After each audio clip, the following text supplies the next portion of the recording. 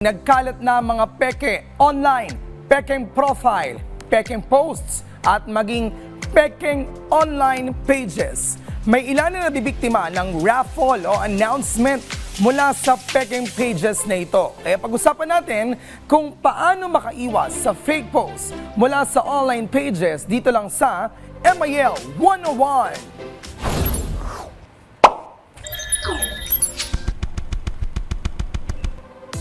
Bahagi na po na ating pang-araw-araw na buhay ang social media. Dito tayo kumukuha ng impormasyon, balita at minsan libangan. Pero tandaan, hindi lahat ng nakikita natin online ay totoo. Maraming gumagamit ng fake pages para manloko, magpakalat ng maling impormasyon o magnakaw ng personal data. Kung minsan, hindi natin napapansin na biktima na pala tayo ng mga ito.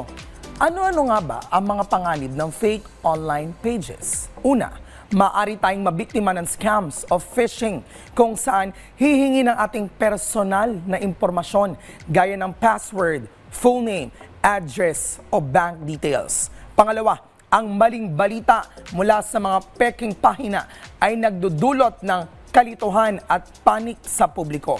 Pangatlo, maaari rin itong gamitin para sa cyberbullying o paninira ng reputasyon online. Ang tanong, paano natin ito maiiwasan? Palaging mag-double check kung may nabasa kang balita o promo.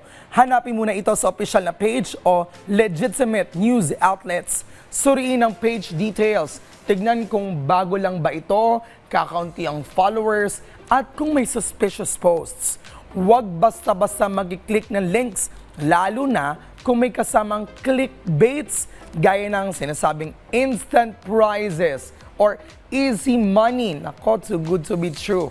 Iwasan na magbigay ng personal information tulad ng address, phone number, lalo na bank details kahit sa anong online platform na hindi verified. At syempre, i-report ang fake pages para matulungan ng iba na hindi mabiktima.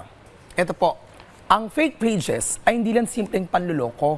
Maaari nito magdulot ng ating financial loss, pagkalat ng maling impormasyon at pagkasira ng balance sa digital space. Kaya't bilang mga responsableng netizen, tungkulin natin na maging mapanuri, mag-ingat at huwag maging padalos-dalos sa pag-share ng anumang nakikita online.